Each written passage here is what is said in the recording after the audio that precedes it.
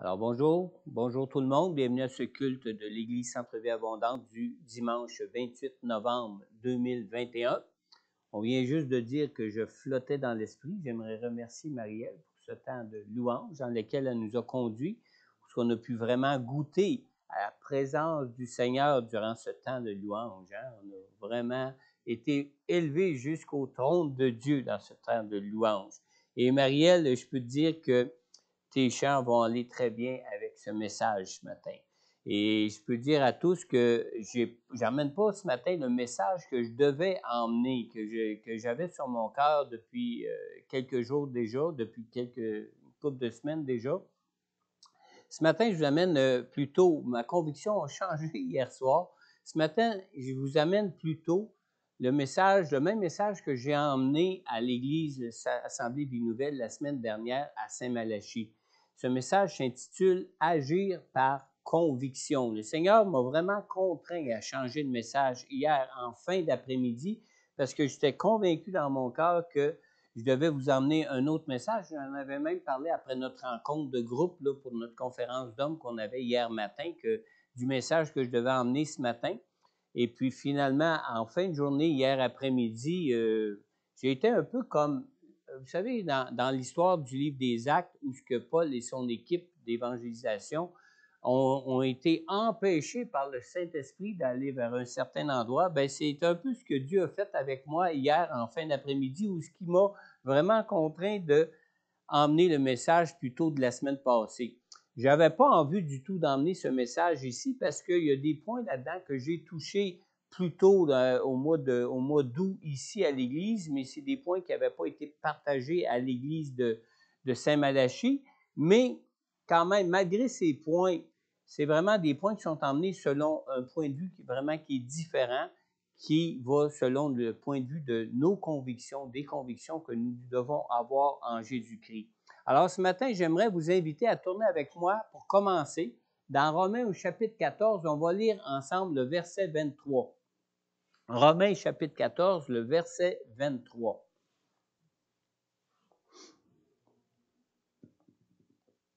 On lit ici: « Mais celui qui a des doutes au sujet de ce qu'il mange est condamné, parce qu'il n'agit pas par une conviction de foi.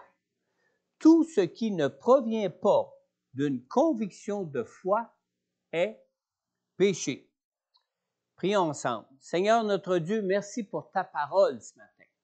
Et non seulement, Seigneur Dieu, je suis vraiment reconnaissant dans mon cœur pour ta parole pour nous ce matin, mais je suis aussi très reconnaissant de ce que toi-même tu es présent au milieu de nous, de ce que toi-même tu es vivant dans nos cœurs, dans nos vies par la personne du Saint-Esprit et que ainsi toi-même, Seigneur Dieu, tu nous accompagnes et tu marches avec nous tout au long de cette vie, Seigneur. Seigneur, merci. Merci de ton Saint-Esprit que tu nous as donné pour nous enseigner toutes choses, pour nous conduire dans toute ta révélation, Seigneur, pour nous ouvrir l'intelligence afin que nous puissions comprendre et recevoir ce que tu veux pour nous maintenant, en tant qu'individu, en tant que ton Église, en tant, Seigneur Dieu Tout-Puissant, que de ce temple que nous sommes ici-bas, Seigneur Dieu, de cette lumière que nous devons projeter de toi ici-bas dans nos vies, Seigneur. Seigneur Dieu, que ton Saint-Esprit agisse ce matin sur nous, comme il a agi durant ce temps de louange et d'adoration pour lequel nous avons pu goûter ta présence avec nous, Seigneur. Que nous puissions aussi goûter cette présence de toi avec nous, Seigneur Dieu, et avoir cette révélation de ta lumière dans nos cœurs pour tout ce qui peut concerner nos convictions avec lesquelles nous devons faire des choix pour nos vies, Seigneur. Dans le nom puissant de Jésus, j'ai prié, Père. Amen. Amen. On vient de lire dans Romains 14, au verset 23. On vient de lire dans la dernière partie du verset 23, « Tout ce qui ne provient pas d'une conviction de foi est péché. » Alors, si nous voulons parler de nos convictions, nous devons d'abord savoir ce que signifie le mot « conviction ». Dans le petit Robert, la définition du petit Robert du mot conviction. Alors, selon le petit Robert, une conviction, c'est un acquiescement de l'esprit fondé sur des preuves évidentes. C'est une certitude qui en résulte. Ça, c'est la définition selon le petit Robert. Alors, le petit Robert dit donc ici qu'une conviction, c'est une certitude qui est fondée sur une preuve évidente, une preuve qui est évidente, et évidente de façon à ce qu'on en ait vraiment une certitude. Mais nous trouvons aussi dans la parole de Dieu une révélation claire et précise de ce qu'est une conviction selon Dieu, comme on vient de le lire dans Romains 14, 23 qui dit « Mais celui qui a des doutes est condamné, parce qu'il n'agit pas par une conviction de foi. Tout ce qui ne provient pas d'une conviction de foi est péché. » Alors, un enfant de Dieu n'est pas appelé à faire ses choix de vie, en se basant sur des preuves, comme les gens du monde, comme les gens qui ne connaissent pas le Seigneur dans leur vie, comme c'est mentionné dans la définition du petit Robert. Un enfant de Dieu est plutôt appelé à marcher par la foi et à faire ses choix de vie sur des convictions qui résultent de sa foi en Dieu et qui résultent de sa foi en la parole de Dieu. Les convictions d'un enfant de Dieu doivent donc être fondées sur la parole de Dieu et non pas sur des preuves comme les convictions du monde en ce qui concerne le monde. Nos convictions doivent être des convictions de foi et notre foi en Dieu provient de deux sources. Premièrement, elle doit provenir de Dieu. Deuxièmement, elle doit provenir de la parole de Dieu, de sa parole elle-même. Parce qu'on lit dans Romains au chapitre 10 au verset 17, « Ainsi, la foi vient de ce qu'on entend et ce qu'on entend vient de la parole de Dieu. » Et on lit aussi dans Hébreux, notez bien, Hébreux chapitre 12, dans la dernière partie du premier verset et dans la dernière partie, du premier verset et la première partie du deuxième verset. Hébreux 12, versets 1 et 2. Nous lisons ici, « Courons avec persévérance l'épreuve qui nous est proposée. Faisons-le en gardant les regards sur Jésus qui fait naître la foi et la mène à la perfection. » Alors, ceci dit, c'est par la parole de Dieu que notre foi peut être affermie et c'est en gardant nos regards fixés sur Jésus que notre foi peut arriver à sa perfection. Une conviction qui ne provient pas de la parole de Dieu et qui ne provient pas d'un regard qui est porté et qui peut provenir d'un regard qui peut être porté sur une autre personne que Jésus, n'est pas une conviction de foi. Amen. Alors, chaque fois que nous doutons, c'est de Dieu que nous doutons. Chaque fois que nous doutons de Dieu et de sa parole, de la parole de Dieu même. Et le doute ne peut jamais venir ni de la parole de Dieu, ni de Dieu. Alors, c'est pour cela que nos convictions doivent être des convictions de foi qui viennent de Dieu et qui viennent de la parole de Dieu. Le doute ne peut venir que de l'ennemi de nos âmes et il ne peut venir que du monde de ténèbres qui est sous la domination du diable. Depuis sa rébellion contre Dieu, Satan s'efforce sans relâche à profaner l'image que nous pouvons nous faire de Dieu et profaner le plan de Dieu, le plan de vie que Dieu veut pour nous, pour nos vies dans ce monde ici-bas. Dans Jean, au chapitre 8, au verset 44, voici ce que Jésus dit de l'ennemi de nos vies. Il dit, « Il a été meurtrier dès le commencement, et il ne s'est pas tenu dans la vérité parce qu'il n'y a pas de vérité en lui. Lorsqu'il profère le mensonge, il parle de son propre fond, car il est menteur et le père du mensonge. » Alors, il est évident que l'objectif de l'ennemi de nos âmes est de nous détourner de Dieu et de nous détourner de notre foi en lui pour nos vies.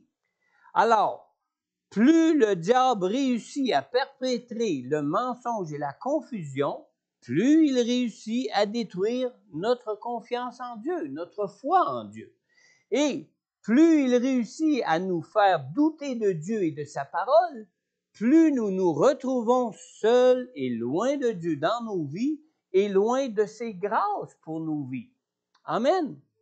Romains 14, 23 qu'on a lu qui dit « Mais celui qui a des doutes n'agit pas par une conviction de foi.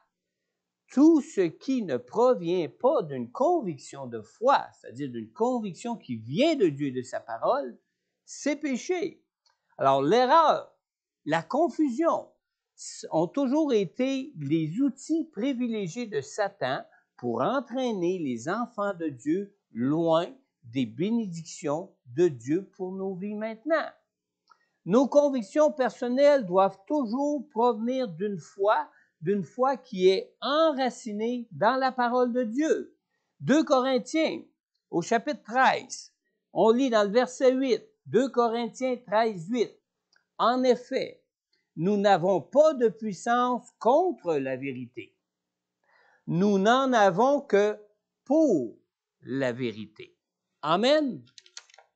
La vérité de Dieu, c'est le seul moyen qu'un enfant de Dieu a à sa disposition pour combattre les mensonges de Satan et toute la confusion que ces mensonges peuvent créer dans notre foi en Jésus et en Dieu.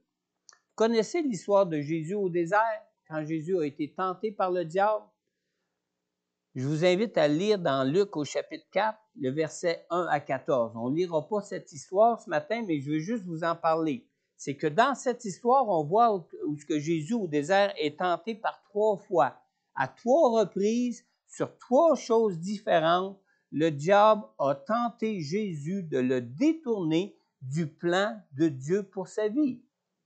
Et ce qu'on remarque ici, dans cette histoire, c'est qu'à chaque fois, le Seigneur Jésus, qui était rempli du Saint-Esprit de Dieu, comme on peut le lire dans le premier verset de Luc 4 de cette histoire, Jésus, rempli du Saint-Esprit de Dieu, a répondu aux tentations du diable, aux mensonges du diable, en s'appuyant sur la parole de Dieu. Amen. Alors, il est donc important de nous assurer que les choix que nous faisons pour nos vies sont des choix qui proviennent de convictions de foi, qui nous viennent de Dieu par l'esprit de vérité de Dieu qui est en nous. Dans Jean au chapitre 8 et au verset 32, Jésus nous dit, « Vous connaîtrez la vérité et la vérité vous rendra libre. » Amen. Maintenant, qu'est-ce qui est vrai dans tout ce que nous vivons depuis le début de la pandémie? Bonne question ce matin, n'est-ce pas? Qu'est-ce qui est vrai dans tout ce que nous croyons du plan de vie de Dieu pour nos vies?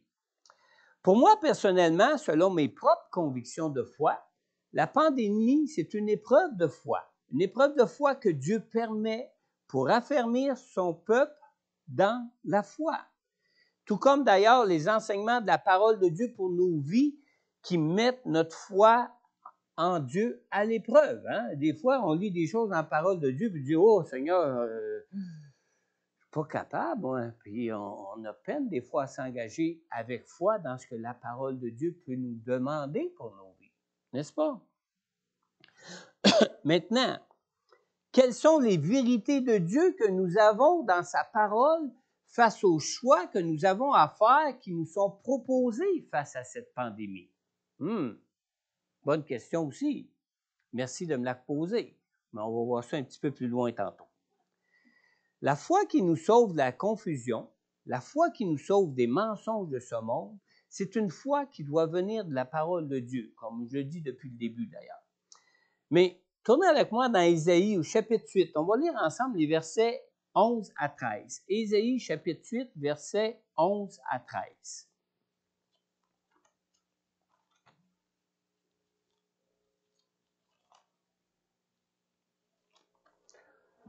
Alors, si vous avez tourné, on lit ici dans Ésaïe chapitre 8, à partir du verset 11, on lit « Oui, Voici ce que m'a dit l'Éternel, avec toute la force de son autorité, pour m'avertir de ne pas suivre la voie qui était celle de ce peuple.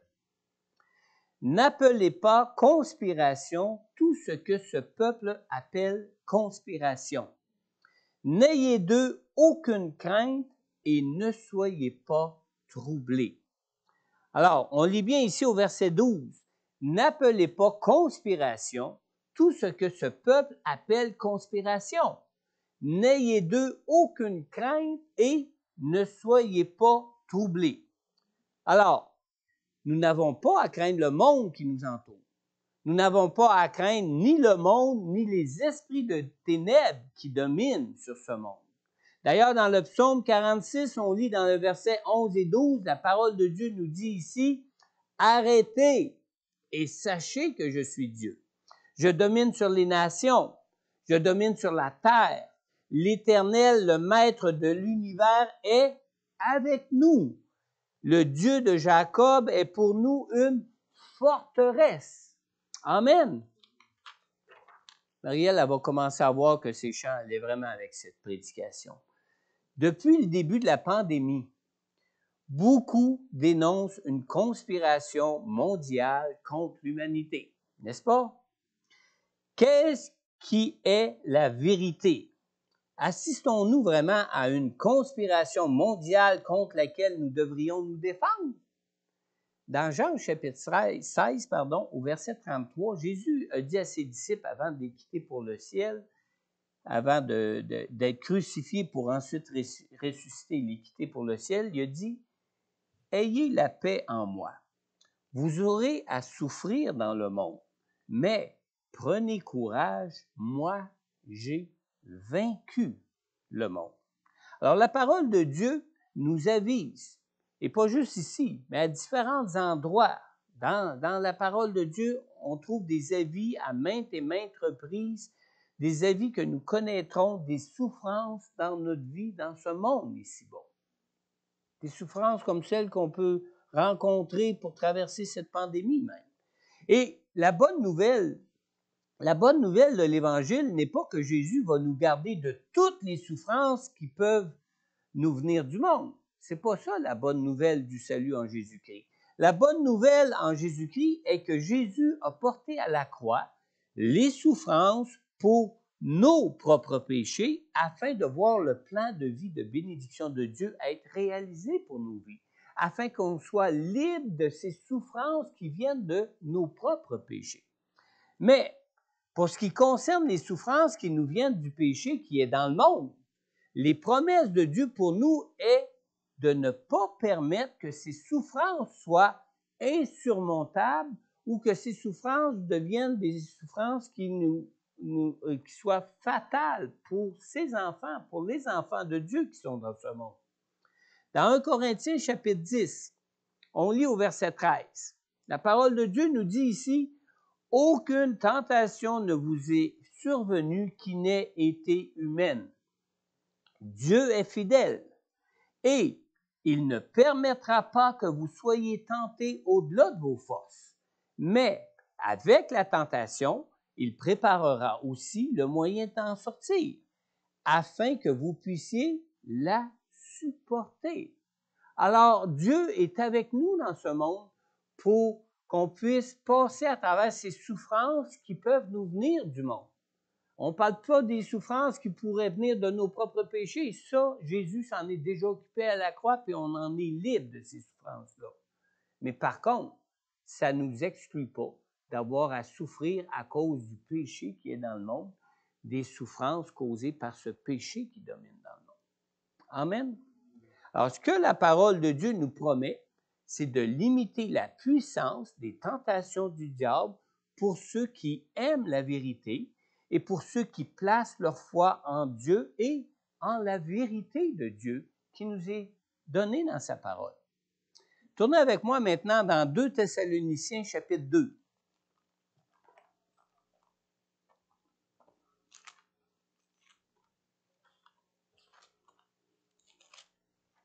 2 Thessaloniciens chapitre 2, le verset 8 à 12. C'est un passage dans ces versets-là qui nous parle en ce qui concerne la venue de l'Antéchrist.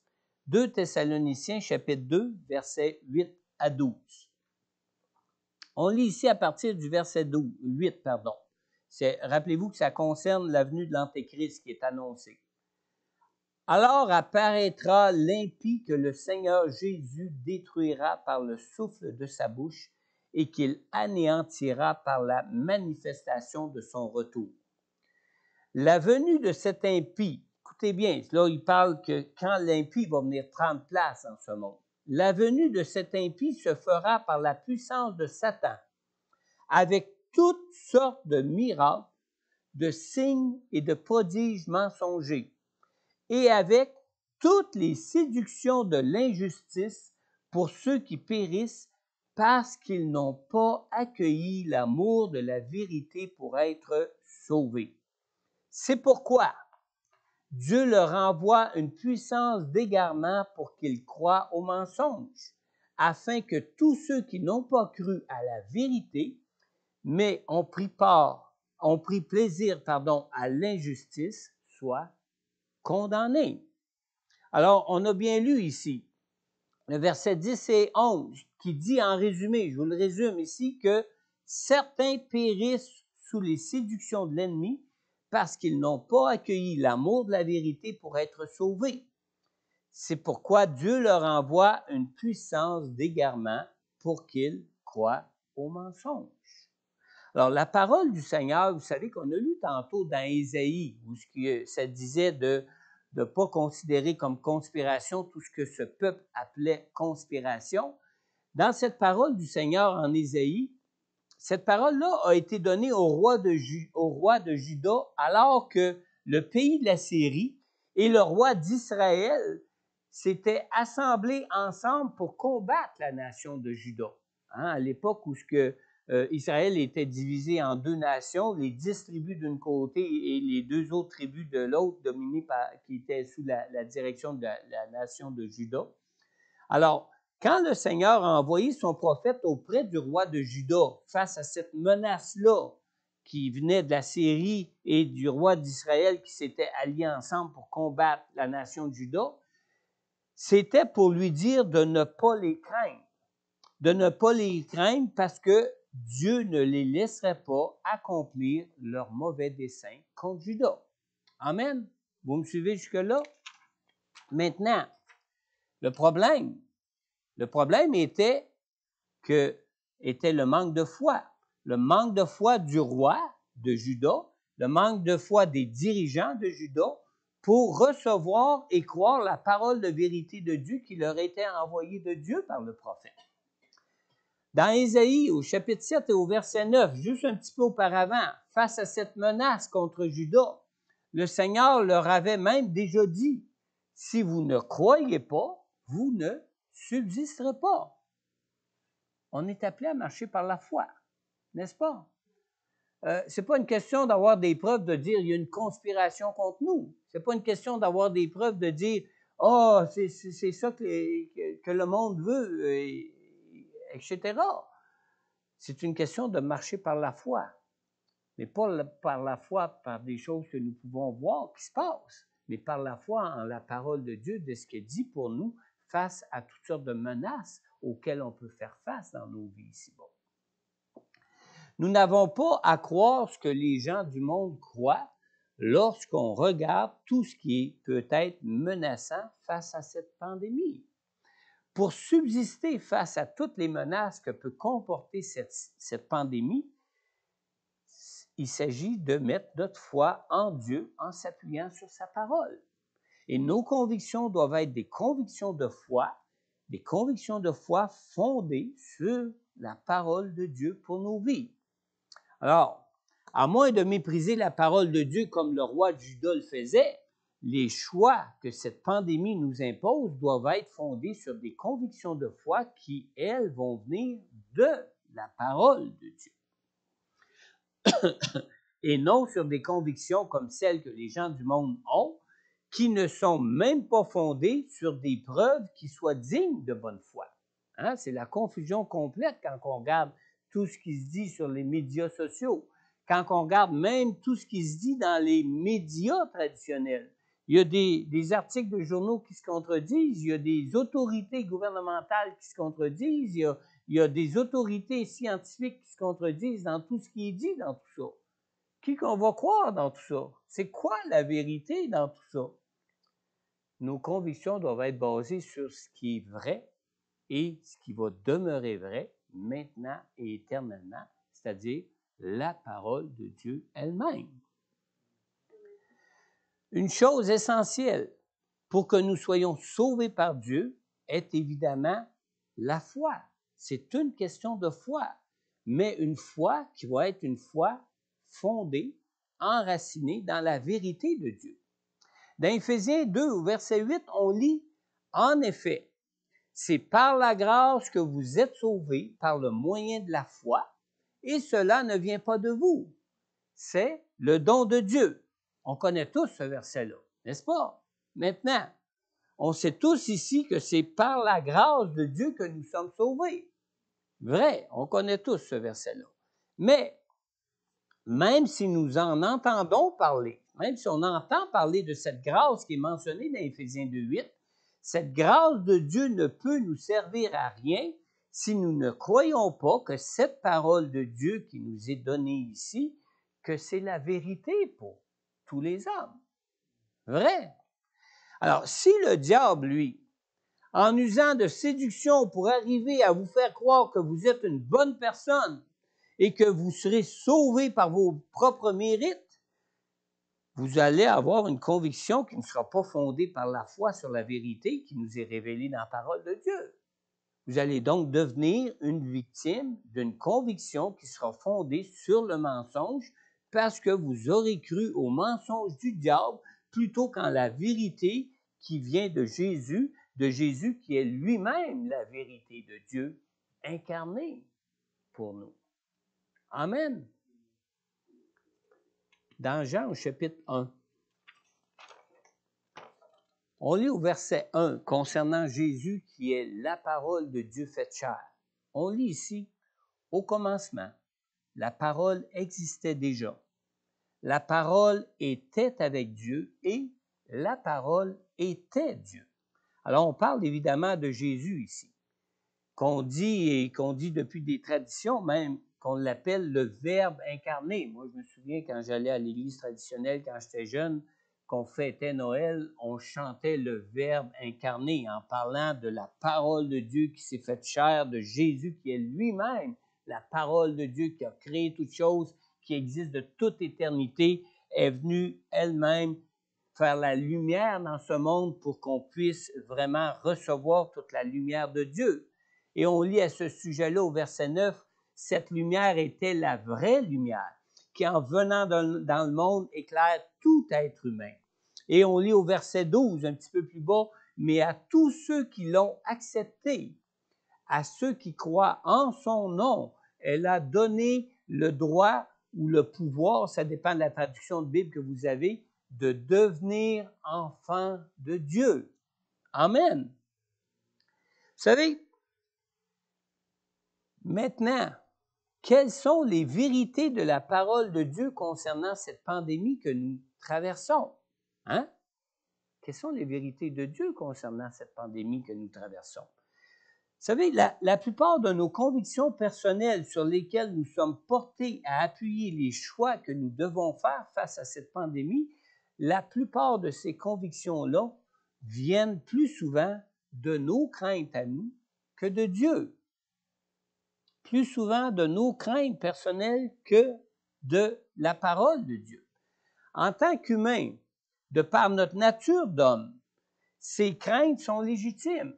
C'est normal qu'on ait des craintes, on est des êtres de faiblesse, on est des êtres qui sont un peu dans le noir, puis tout ce qu'on peut nous parler qui pourrait exister, ça nous fait peur.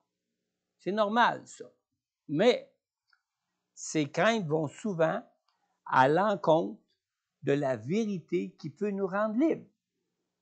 Mais écoutez-moi bien, même si nous faisons tous référence à la parole de Dieu, Je vais aborder ici des sujets avec lesquels vous ne serez peut-être pas en accord avec moi, car vous aurez peut-être des convictions différentes des miennes, même si on lit tous la même parole de Dieu.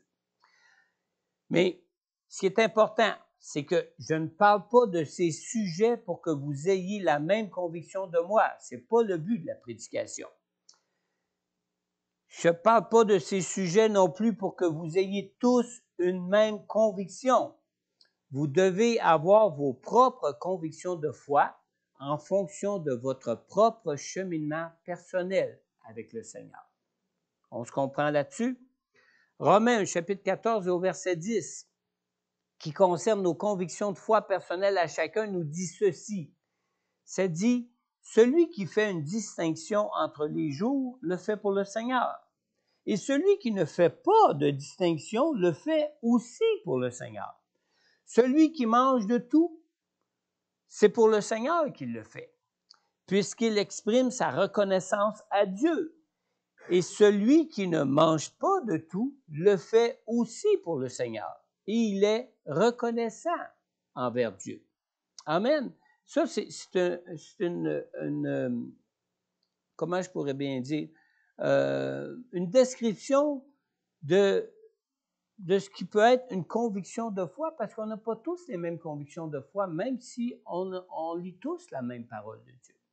Alors, le but ici pour vous n'est pas de vous dire ce que vous devez choisir concernant les choix que nous pouvons faire face à cette pandémie, mais le but est plutôt que vous puissiez considérer si vos convictions qui motivent vos choix sont des convictions de foi et de considérer si ces convictions sont fondées sur les vérités de la parole de Dieu. Amen. Vous me suivez jusque-là? Dans Jean, chapitre 14, au verset 1, Jésus nous dit ici que votre cœur ne se trouble pas, croyez en Dieu et croyez en moi. C'est Jésus qui parle ici. Alors, si les convictions que nous avons face à cette pandémie sont liées à des craintes que nous pouvons avoir, ces convictions ne peuvent pas venir de Dieu. On sait tous que Dieu est amour, hein? Dieu est un Dieu d'amour et c'est à cause de cet amour pour nous qu'il vient pour nous sauver et non pour nous livrer à l'ennemi de nos âmes.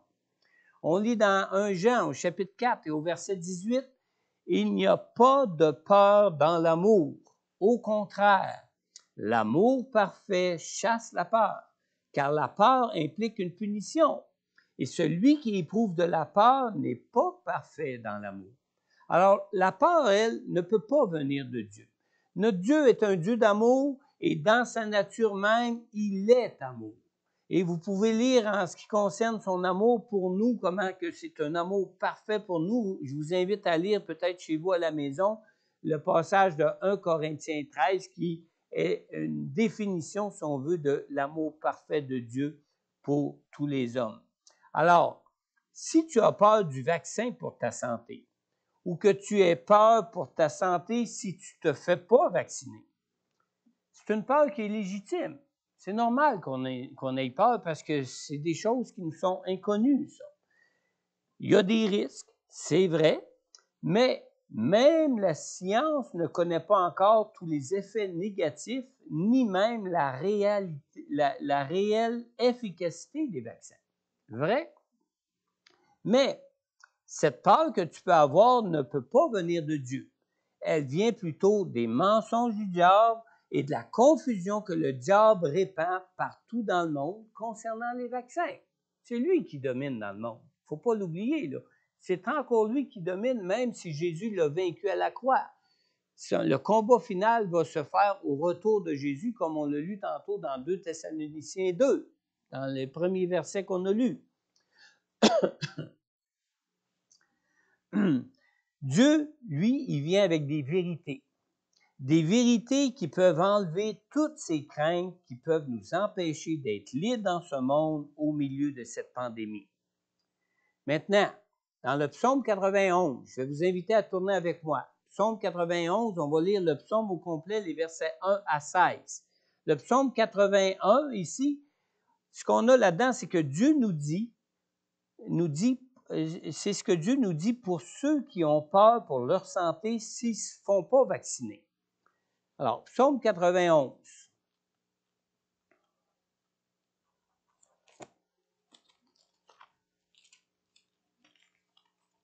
Ça, ces points-là, j'en avais un petit peu parlé cet été ici à l'Église au mois d'août. On lit ici dans le Psaume 91 à partir du verset 1. Lisez bien, ou écoutez-moi bien. Celui qui habite sous l'abri du Très-Haut repose à l'ombre du Tout-Puissant. Je dis à l'Éternel, tu es mon refuge et ma forteresse, mon Dieu en qui je me confie. Oui, c'est lui qui te délivre du piège de l'oiseleur et de la peste dévastatrice. Il te couvrira de ses ailes et tu trouveras un refuge sous son plumage. Sa fidélité est un bouclier et une cuirasse. Tu ne redouteras pas ni les terreurs de la nuit, ni la flèche qui vole durant le jour, ni la peste qui rôde dans les ténèbres, ni le fléau qui frappe en plein midi. Si 1000 tombent à côté de toi, et 10 000 à ta droite, tu ne seras pas atteint. Ouvre seulement les yeux et tu verras la punition des méchants. Oui, tu es mon refuge éternel. Tu fais du Très-Haut ta retraite. Aucun mal ne t'arrivera, aucun fléau n'approchera de ta tente, car il donnera ordre à ses anges de te garder dans toutes tes voies. Ils te porteront sur les mains, de peur que ton pied ne heurte une pierre. Tu marcheras sur le lion et sur la vipère, tu piétineras le lionceau et le dragon. Puisqu'il est attaché à toi, je le délivrerai, puisqu'il est attaché à moi, c'est Dieu qui parle ici, je le délivrerai, je le protégerai, puisqu'il connaît mon nom. Il fera appel à moi et je lui répondrai. Je serai avec lui dans la détresse, je le délivrerai et je l'honorerai. Je le comblerai de longs jours et je lui ferai voir mon salut. On a bien lu ici, dans le verset 5 et 6, Dieu dit pour ceux qui ont peur pour leur santé s'ils ne se font pas vacciner, tu ne redouteras pas la peste qui rôde dans les ténèbres, ni le fléau qui frappe en plein midi. Maintenant, dans Marc au chapitre 16, on lit au verset 17-18, Dieu dit ici pour ceux qui ont peur du vaccin et de ses conséquences. Qu'est-ce qu'il nous dit ici? Il dit, voici les signes qui accompagneront ceux qui auront cru.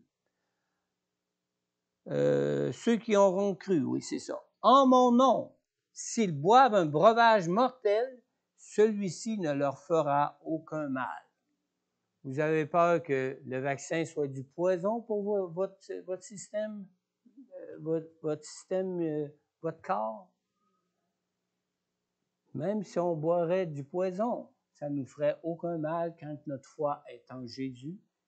Quand on croit en son nom, lui, il a la puissance et le pouvoir de changer le mal en bien. Amen. Maintenant, on va aller plus loin un petit peu face à toutes nos craintes. Ces vaccins peuvent-ils avoir des conséquences spirituelles pour notre salut? Il y a beaucoup de chrétiens qui s'inquiètent de ces choses-là.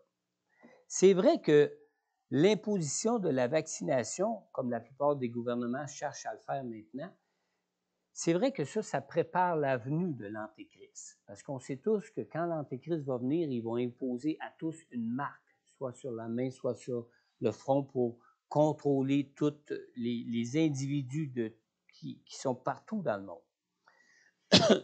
Alors, c'est vrai que ça prépare la venue de l'Antéchrist. Les gens du monde sont préparés peu à peu, étape par étape, à l'acceptation de la marque de la bête quand le moment sera venu. Ça, c'est vrai. Mais est-ce que ce vaccin, présentement, qu'on cherche à nous imposer, est-ce que ce vaccin est la marque de la bête? Non, ça, c'est impossible. Et pourquoi c'est impossible? À cause de la vérité qu'on a dans la parole de Dieu qui nous annonce d'avance toutes choses. Lorsque l'Antéchrist imposera la marque de la bête, plusieurs de nos conditions de vie vont changer à ce moment-là. Où ce qu'on n'aura pas le choix, ça va être imposé à tous. Vous pouvez lire le passage dans Apocalypse au chapitre 13, le verset 11 à 18, qui parle de ce moment-là. Apocalypse, verset 13, verset 11 à 18. On ne prendra pas le temps de le lire maintenant, ce matin, mais prenez le temps de le lire à la maison et prenez le temps de le lire dans la prière avec le Seigneur.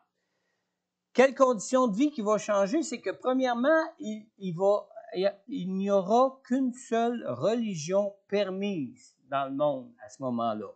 Et croyez-moi, ce ne sera pas celle de la foi en Jésus-Christ.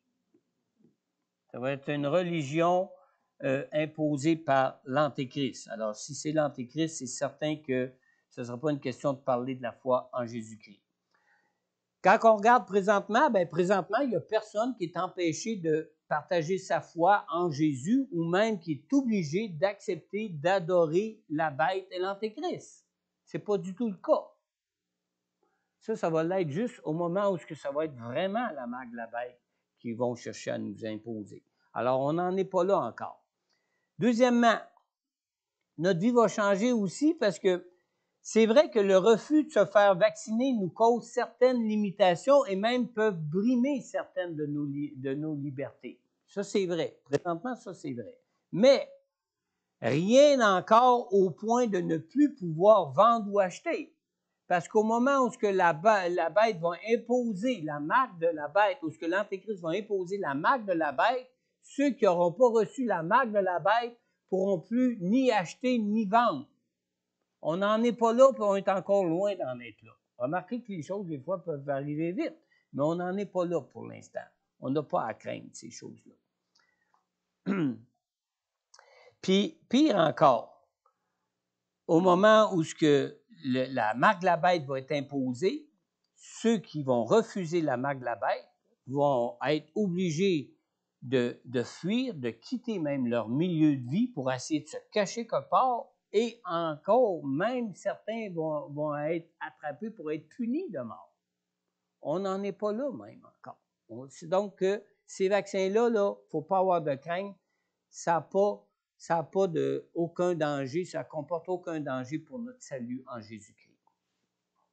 On lit dans 1 Timothée au chapitre 2, au verset 1 à 4, on lit ici, « J'encourage donc avant tout à faire des demandes, des prières, des supplications, des prières de reconnaissance pour tous les hommes, pour les rois et pour ceux qui exercent l'autorité, afin que nous puissions mener une vie paisible et tranquille, en toute piété et en tout respect. Voilà ce qui est bon et agréable devant Dieu notre Sauveur, lui qui désire que tous les hommes soient sauvés et parviennent à la connaissance de la vérité. » Alors, dans ce passage-là, dans 2 Timothée 2, versets 1 à 4, on vient de lire vraiment tout juste au verset 4, « Dieu notre Sauveur, lui qui désire que tous les hommes soient sauvés et parviennent à la connaissance de la vérité. » Vous savez, la ville de Babylone, l'histoire de la ville de Babylone qui nous est racontée dans la Bible, a été dominée par un grand roi qui a été vraiment un peu comme l'Antéchrist, ou ce qui dominait sur toutes les nations dans le monde à cette époque-là. Mais pourtant, malgré le fait que sa domination était condamnée par Dieu, le roi de Babylone est venu à la connaissance de Dieu pour reconnaître son besoin d'un sauveur pour sa vie. Parce que Dieu voulait aussi le sauver comme n'importe quel autre de nos dirigeants, comme n'importe quel autre de nos autorités gouvernementales. Vrai?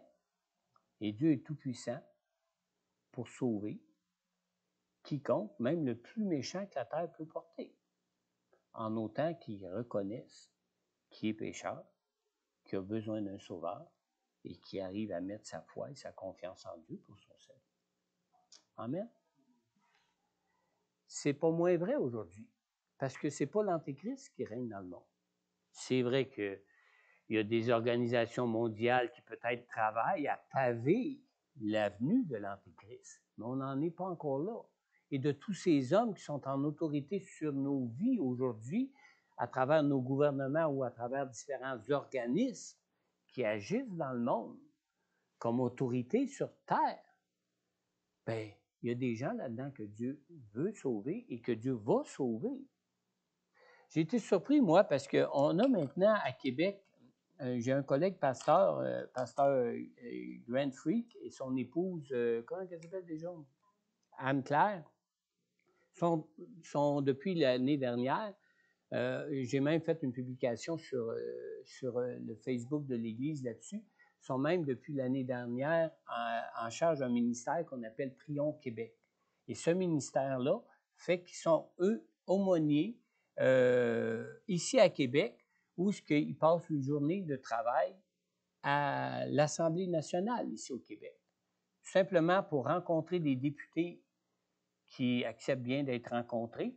Et vous serez surpris de voir ou de savoir combien des députés qui siègent à Québec, que ce soit dans le gouvernement ou dans l'opposition au gouvernement, combien de députés demandent des prières pour eux.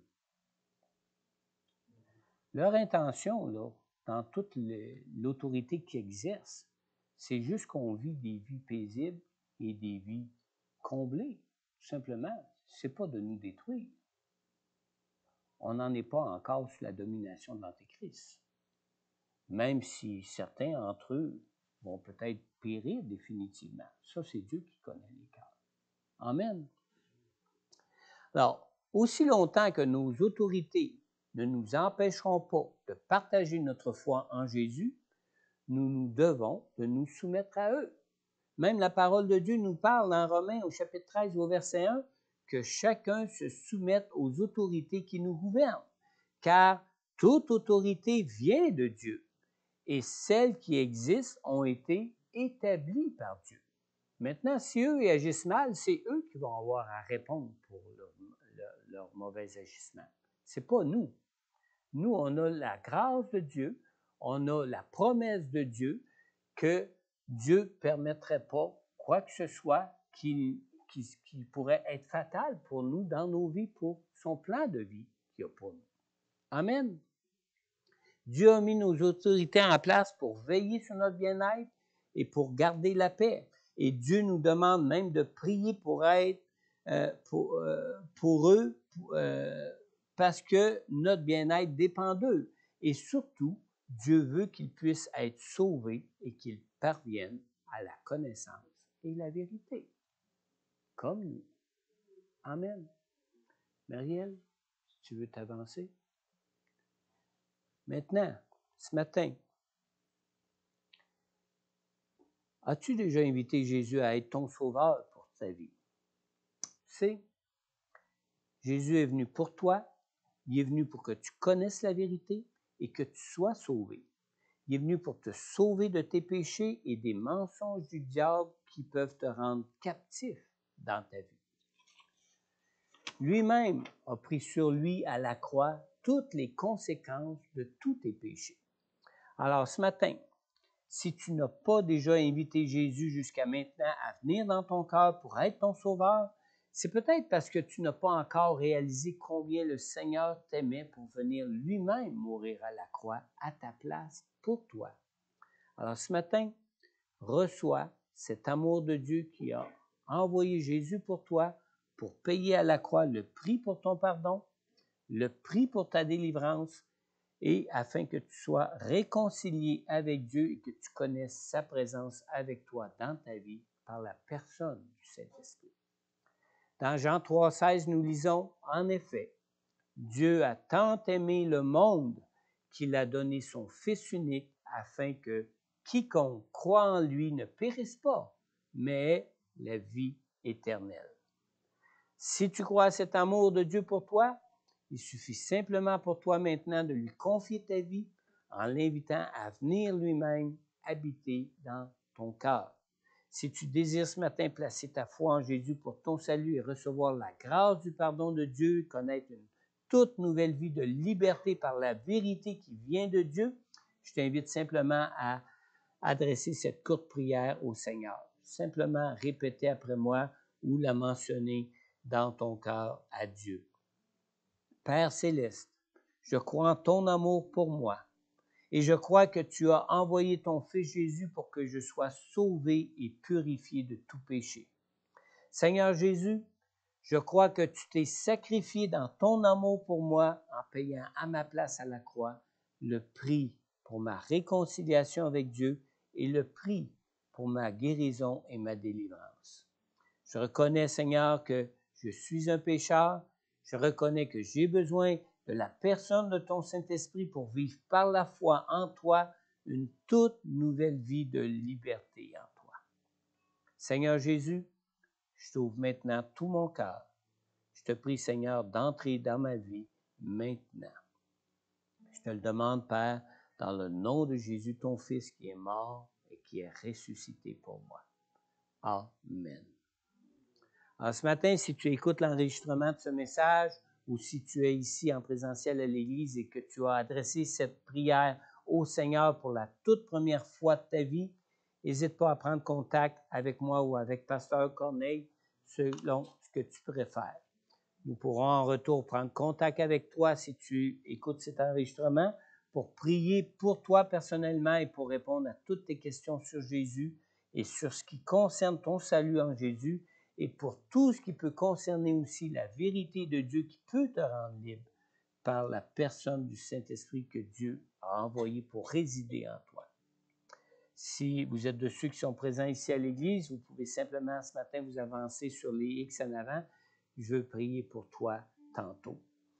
Aussi, si tu es de ceux ou de celles qui avaient déjà fait cette prière auparavant dans votre vie, mais que vous ressentez ce matin le besoin d'être conduit dans toute la vérité de Dieu par le Saint-Esprit, afin d'avoir des convictions de foi qui vont être fondées dans la vérité, sur la vérité face à tes choix pour ta vie. Alors, si tu es en train d'écouter cet enregistrement en ligne, je t'invite simplement à prendre un temps de prière avec le Seigneur pour lui parler de ce besoin que tu ressens présentement. Je t'invite aussi à prendre contact soit avec moi ou avec Pasteur Corneille selon ton choix pour qu'on puisse aussi prier avec toi et pouvoir aussi partager avec toi sur ces choses. Pour ceux qui sont ici présents à l'Église, je vous inviterai à vous inviter maintenant ici à l'avant pour que je puisse aussi prier pour vous. Marielle va nous conduire dans un dernier chant de louange et d'invitation et d'adoration, un chant de louange, d'adoration et de communion avec Dieu durant que je vais prier pour ceux qui seront avancés à l'autel. Et tout de suite après, nous pourrons terminer cette rencontre dans la prière. Alors, je vais vous inviter maintenant à vous lever ensemble pour ce dernier chant de louange et d'adoration.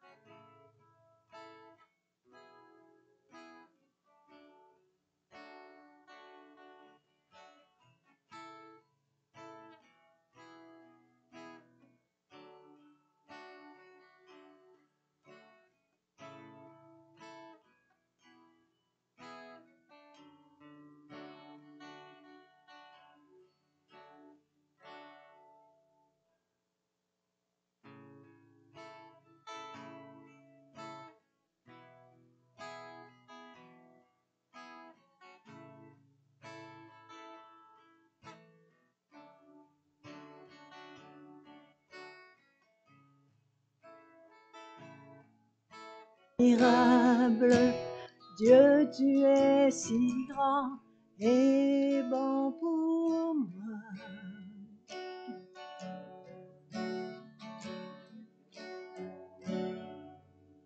Roi de tout temps, vers toi vont nos hommages, la gloire au plus haut des cieux. Sur cette terre, tu t'es fait misérable, humble et petit par amour. Oui, je te célèbre et je me prosterne Je veux proclamer ta majesté. En toi tout n'est que grâce, tout est admirable. Dieu, tu es si grand et bon pour moi.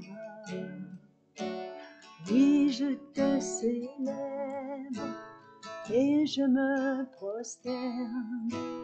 Je veux proclamer ta majesté. En toi tout n'est que grâce, tout est admirable. Dieu, tu es si grand et bon pour moi.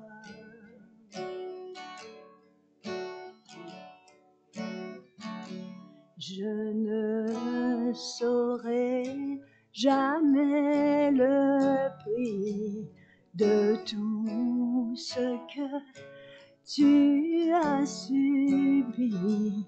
Non, je ne saurai jamais le prix de tout ce que tu as subi. Non, je ne saurai jamais le prix de tout ce que tu as subi.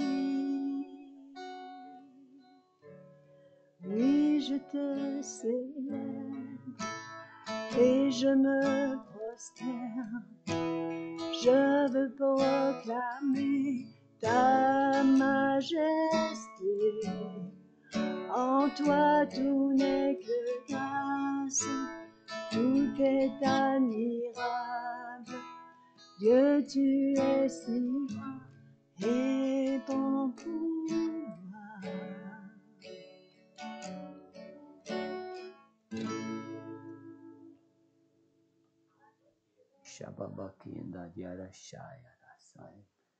Seigneur Dieu Tout-Puissant, merci du Dieu d'amour que tu es, Seigneur.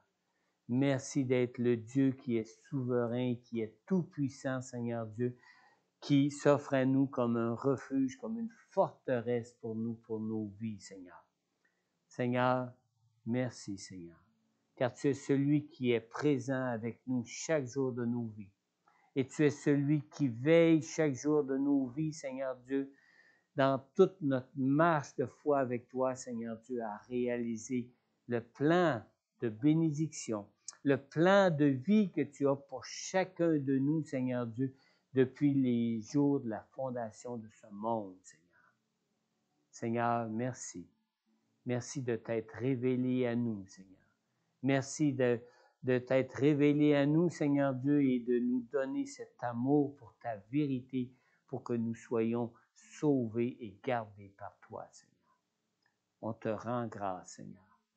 On te rend grâce pour ton amour pour nous. On te rend grâce pour ta toute-puissance pour nous. On te rend grâce, Seigneur Dieu, pour ta vérité pour nous.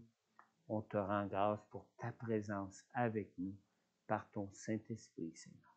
Dans le nom puissant de Jésus, Père, on te prie. Amen. Amen.